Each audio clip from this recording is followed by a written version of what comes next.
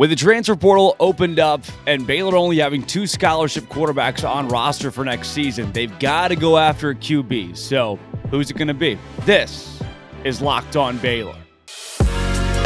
You are Locked On Baylor, your daily podcast on the Baylor Bears, part of the Locked On Podcast Network, your team every day.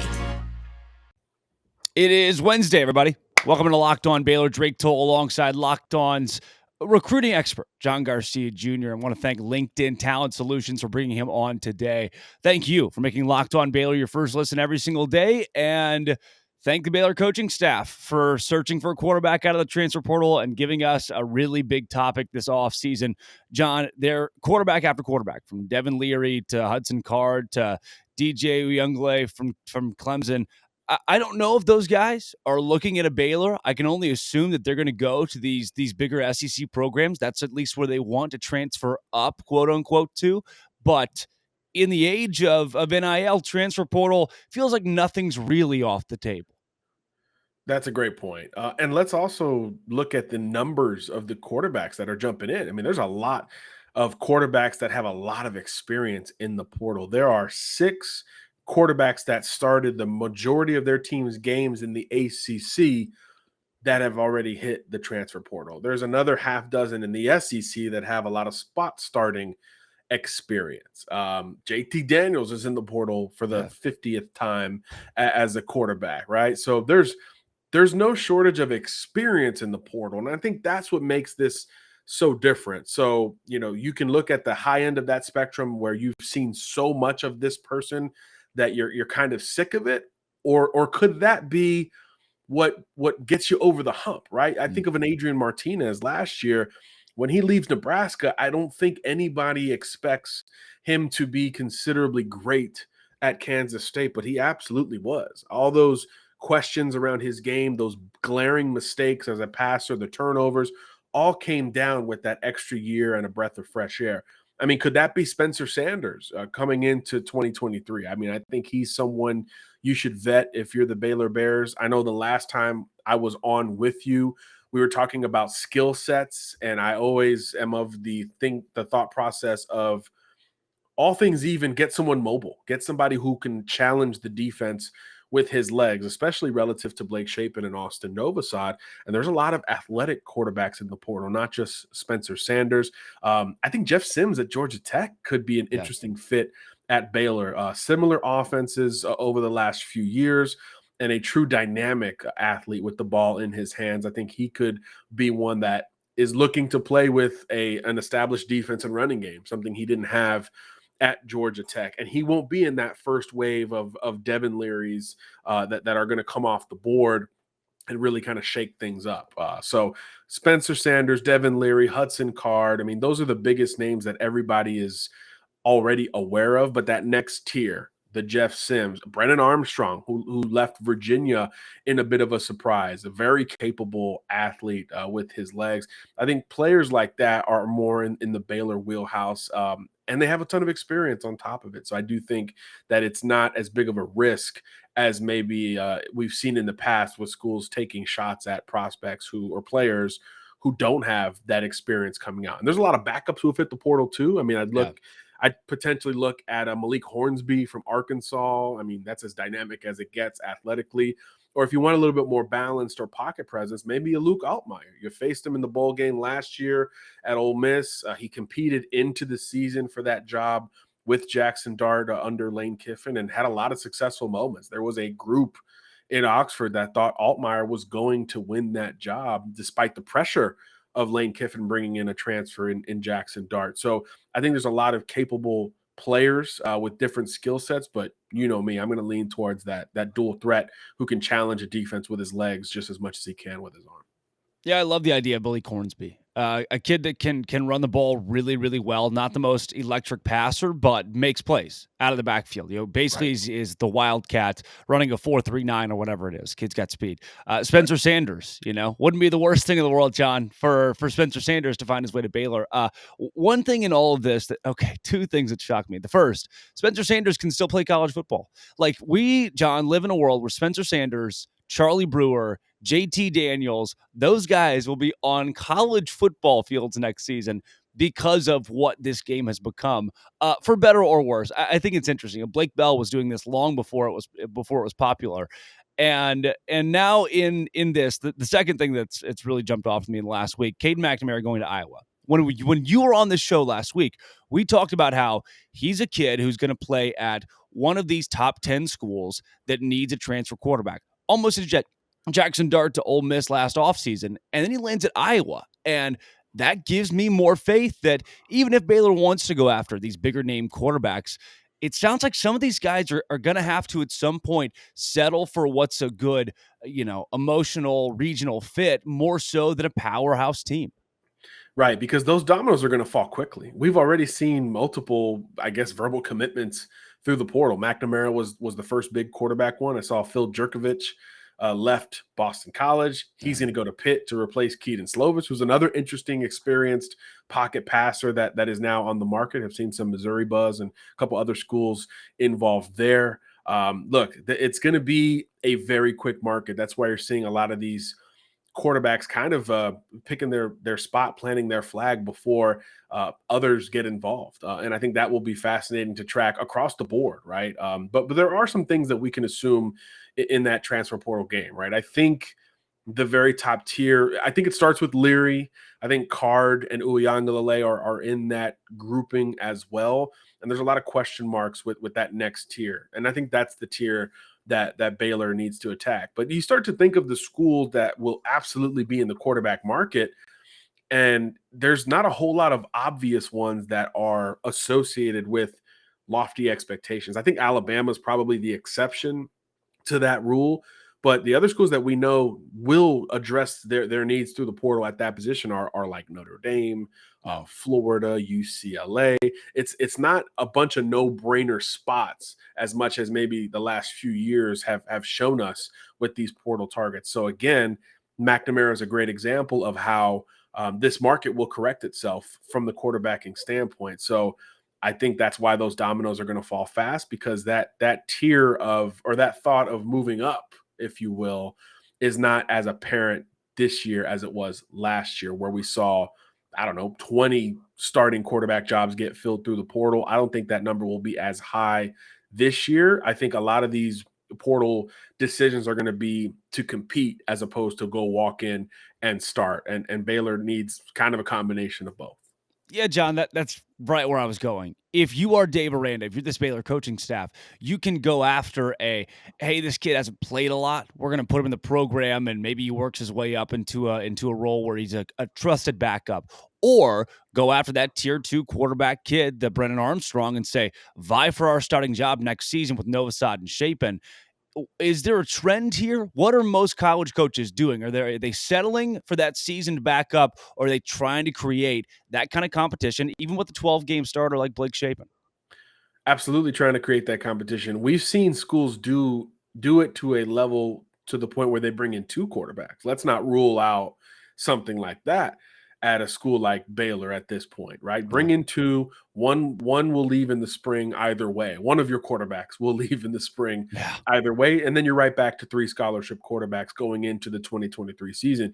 We saw LSU, Auburn, Texas A&M, Florida bring in multiple transfers and try to figure it out in that direction. Doesn't always work. You end up losing one, but you figure out which one's the right guy on the back end of that. So I do think that is something that isn't out of the question. And if you go that route, do you bring in 2 diverse skill sets on purpose, right? One pocket guy, one mobile guy, 2 mobile guys on purpose to really see where you're at from an offensive standpoint. And look, Aranda has already made moves this offseason with his coaching staff. There's not a stable happiness right now in Waco, which is a good thing, right? That's what you should want. Your audience should want as a fan base, because action will be continued in the talent acquisition department. So I wouldn't rule out Baylor taking 2 quarterbacks in the transfer portal, or other schools for that matter. That's a newer trend that isn't easy to navigate. You have to have a coach who can absolutely sit down and sell and paint a wide-scaled vision. But we think Dave Aranda is one of those coaches, so I wouldn't rule that out. John, talk about Dave Aranda and stability. There have been 2 guys who have transferred from this program, which I know most schools would take in a heartbeat. And I want to get into what that speaks to with the true stability of Baylor right now. But first, I'll tell the folks at home about LinkedIn Talent Solutions. Right now, you're thinking like, man, I've got a lot on my plate, a lot of work to do. And there are a lot of people who are looking for jobs. So take the opportunity to hire somebody now, hire somebody faster, and hire somebody that can do great work for you. Maybe it's an intern. All that is still available right now at LinkedIn Talent Solutions. 100% certain you have the right candidates because you can use this purple hashtag hiring frame to add your job, and they give you simple tools, screening questions. You make it easy to focus on candidates. It's what Dave Aranda is probably doing right now with the Baylor defensive coordinator, going to LinkedIn Talent Solutions and saying, look, who's out there? Is it Corey Raymond from Florida? And, we haven't had this conversation yet, the DC conversation on this show. We need to do that at some point. But it's why small businesses or big businesses rate LinkedIn Jobs number 1 in delivering quality hires faster. LinkedIn Jobs helps you find the people you want to talk to. Post your job for free at linkedin.com/lockedoncollege, linkedin.com/lockedoncollege. Keep in mind, terms and conditions do apply. John, it's Devin Neal, safety for Baylor, and Kyron Drones, quarterback. The Neal one is not the biggest shock, it's just one of those you're like, oh, okay. And then Kyron Drones obviously was a big storyline about a week and a half ago for Baylor fans, but that's it. That's it. Those 2 guys. And last year, I think it was only 4 or 5 going to the transfer portal after a 6-6 season. I had a bad feeling you'd get at least 8 or 10 guys off the board. Right. Nobody's moved yet. That's Baylor, right? I mean, that's what this team has worked up towards over the last few years. Look, when you go 6-6, you're not only a threat to lose depth, you're a threat to lose starters in the portal. We mentioned all those ACC quarterbacks, some pretty good teams, losing some arms there. And it's not limited to just that position, of course. We've seen starters across college football make decisions to hop in the portal. Dominic Lovett at Missouri comes to mind. Great near 1,000-yard wide receiver. Jaheim Bell, I saw late last night, tight end from South Carolina, H-back, do-it-all type player. A focal point of the offense at different points for South Carolina moving on. So not only are you avoiding those pretty bad optics, if we're being honest here, but it's just reserves and it's a small number of reserves on top of that. That says a lot about the culture and kind of I would assume the nasty taste in the mouths of these players to try to fix this thing. You were at the highest of heights in 2021 and you want to get back there. So I do think there were moments where Baylor felt like, okay, this is where the run starts, and then something would happen and it would go the other way. So when you're on the bubble, on the fringe like that, and I think the parity in the Big 12 is a big reason why, very much better than I think most of us anticipated in 2022, you get kind of that desire to fix it yourself as opposed to bolting. And I do think the programs that are the most stable and or the coaches that are the most transparent with their players will have alerted them, hey, there are more than 1,000 FBS players in the portal right now. Yeah. What are the odds that you, as a backup at Baylor, are going to go somewhere else and start in the Power 5? It's just not a very likely scenario. So there's going to be dozens, maybe hundreds, unfortunately, of players who jumped in the portal on Monday and will probably have minimal to no prospects of a school at the same level coming out of that thing. So you either call your old coaches back and say, hey, just kidding, or you think about moving down to the G5 level, to maybe the FCS level, or lower in some cases. So it's a lot of self-assessment with these players. And I think the coaches, because of last year's craziness, were alerting their players onto that. Hey, there's going to be 1,000 players in here. Where do you really fit in? What truly is your market? Because it's as volatile and crazy and unpredictable as it's ever been. So I do think those council moments played well for the Baylors of the world. Yeah, that's where I wanted to go next. How you handle 3,000 players in the transfer portal and only 1,000 of them will find Power 5 homes this offseason. That's just the way the numbers worked last year, and I can't see that changing at all. Is there more of an emphasis in these programs? And even for you, I mean, you know a lot of these recruits really well, these guys in the portal really well. For coaches or recruiters to say, look, guys, think about what you're doing. Because, John, I mean, we're sitting on top of right now just true. It's a fact. 2,000 plus college kids will make a decision that puts them in a worse place thinking the grass is greener. 100%. You hope that it's more of a conversation piece. You hope that it works both ways. But look, the craziness of the portal, a lot of it has to do with the fact that you don't have to involve your coaches. You can just go to compliance and pop your name in, and then 48 hours later, you're in the portal. How many coaches have we seen in the last couple of weeks get ready for a press conference, and then someone hits the portal right before the presser, and he's like, Yeah. "Oh, we wish him well." Yeah. And that's it, right? Because there was no knowledge or inkling that something like that may happen. So I do think that it works both ways in that regard. But yeah, it's going to be tough for a lot of these portal players to find a home. So it should be mentioned that, hey, you are in one of two schools of thought as a coaching staff when players enter the portal. One, the moment you enter the portal, goodbye, good luck. We'll see you around the way. Or are you in the camp of go in the portal? If you want to test your market, fine. This spot might be here for you on the way back. I don't Yeah. know Dave personally, but you wonder how many of those cases are going to happen in college football. Kids who thought, hey, I'm the fifth best quarterback jumping in the portal, and then 24 hours later, that guy sees Devin Leary and Card and Uyangalele and Armstrong and Sims and Sanders and all these great players in the portal and says, oh, maybe not. Let me make a phone call. Yeah. How many of those scenarios are going to happen? Because I think that's the second layer of reconsideration. But then how does the school receive it if there is a bit of a rebuttal? That will be fascinating to watch just as much as where these kids end up. Yeah, John, I'm shocked personally that you've gotten any sleep over the course of the last few days. Put all the finals tests and the transfer portal and Baylor football and basketball put together. I have not. So glad to know that you're getting enough for both of us. But I do want to get your thoughts, John's thoughts on everything that is this week, which has become even crazier than National Signing Day to an nth degree. But first, talk about BetOnline.net. BetOnline is where the game starts. Literally, like I was trying to start the game the other day. It was soccer, World Cup, USA, Netherlands. It wouldn't start because I wasn't at BetOnline yet, because BetOnline, it is where the game starts. All your sports betting info. There's stats, there's news, there's analysis, latest odds and trends. If you're not a sports wagerer, that's okay. You're probably not losing as much money as I'm losing right now, because college football is completely unpredictable and college basketball is pretty much the same. All of it, though, at betonline.net doesn't necessarily revolve around wagering. You can also find all those podcasts and breaking news, articles about these teams and teams that you love, including the Baylor Bears. They're the fastest, easiest way to get your betting fix, too, if you're a sports wagerer. So right now, go to your mobile device. You can learn more at betonline.net. It is where the game starts. Check it out on your laptop, your mobile phone, betonline.net. John Garcia Jr., the man who sleeps.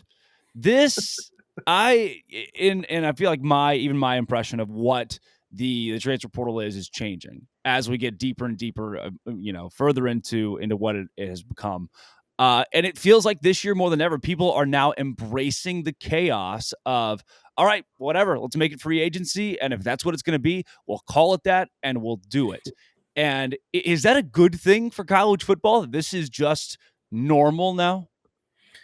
It is going to be normal. So if it doesn't feel that way as a fan or as someone involved in the sport, get it acclimated, figure it out, adjust or die, whatever you want to use for those traits, because that is something that will not change in principle. Now, the rules, the windows, how much you can bring in as a program, all those things could change over time. But look, player empowerment, player movement, player fluidity is only going to increase. It is not going to go the other way, especially now that money is involved. That is something that often goes hand in hand. So yeah, let's call it what it is. Every college coaching staff is shivering at the thought of it only going in that direction, but it's also the reality. And that's why all of them, like chaos is a good word. A lot of them have embraced that chaos and look forward to trying to navigate through it. But there is no perfect formula for it at this point, and there's no end point in sight. Doesn't mean we'll have 1,000 players in the portal every year on Portal Monday, as it's going to be known here going forward. But it's going to be in the hundreds and threaten that number every single year. It feels like, unless there is a massive change in either philosophy, or the numbers start to push so much more towards, players having to move down, or not finding a home in the portal. If that number hits 50% or more, then I think we'll see less players hit the portal, but I don't think it's quite at that point just yet. So yeah, this is something you've got to embrace. It doesn't feel normal now, but it will be normal sooner rather than later.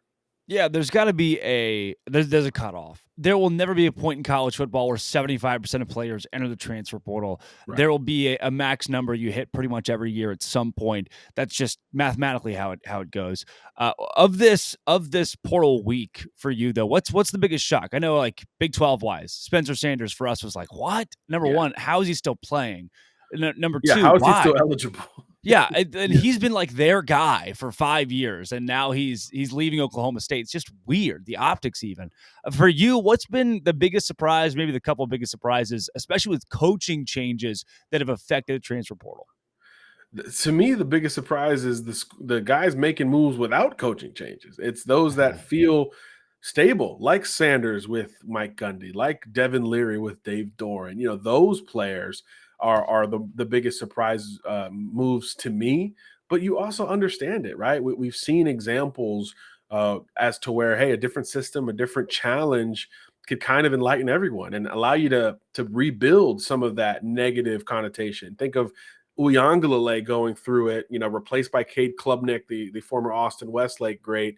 And it was very apparent early on in that ACC title game, hey, DJ is going to be gone here sooner rather than later. But you have an opportunity to now go repair that. Look at Bo Nix up at Oregon this past year. They couldn't run him out of Auburn despite being a legacy fast enough. And he goes to Oregon, and for the better part of the year, they looked like the Pac-12 school that could threaten the college football playoff with Bo Nix as the main reason why offensively. So there are projects. Adrian Martinez, as we mentioned earlier in the show, there are paths towards enhancing your value regardless of how low or high it is. So in those regards, you understand why Devin Leary might be saying, hey, NC State is great, but I don't know, Notre Dame or some of these other schools offer a different challenge and a different platform, a different ceiling than what I could picture at NC State. So I was certainly surprised with him. I thought Armstrong was a shocker more than Uyangalele,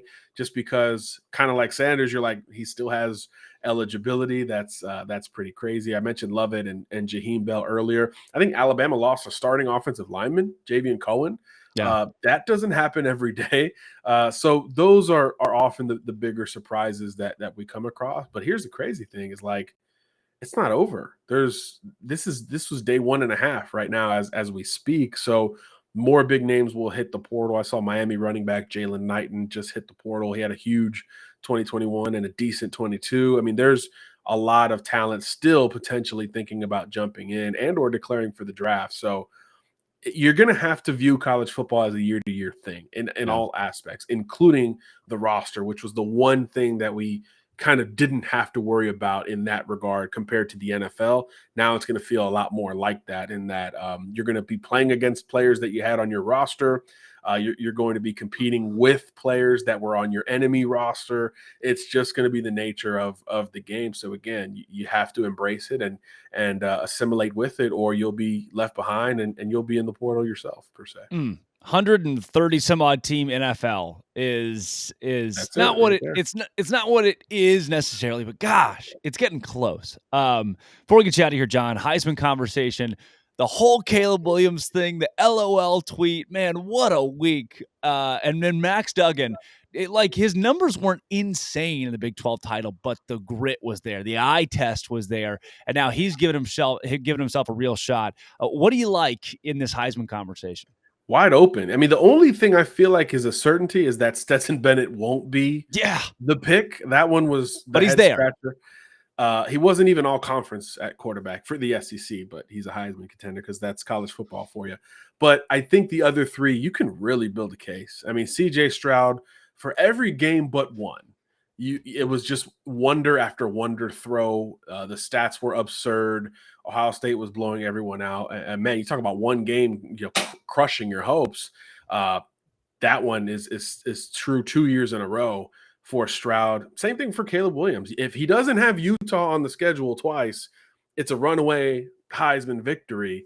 But those Utah Utes, man, they make you work for it offensively, especially if you got to play them twice. But I think he showed some grit and some toughness as well that maybe won back some of those voters that were maybe cooling off on him as Utah was extending their lead.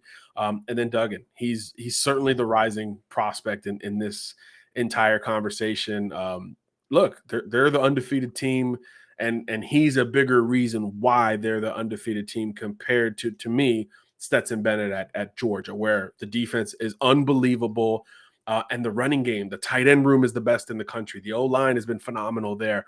Duggan hasn't had those same situations and circumstances at TCU this year, and throw in a first-year coaching staff and his own rehabilitated image of, well, now he is this elite quarterback all of a sudden.